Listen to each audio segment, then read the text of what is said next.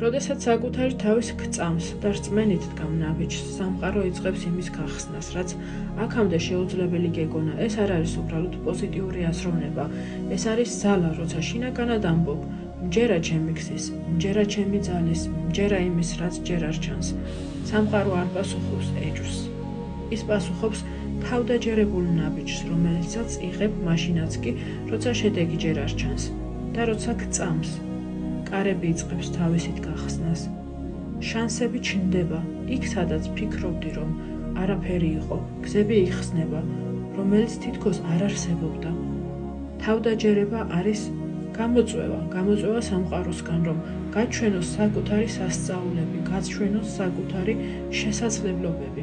გაიხსენე, შენ არ უნდა დაინახო მთელი გზა, რომ პირველი ნაბიჯი გადადგა, შენ მხოლოდ უნდა გწამდეს.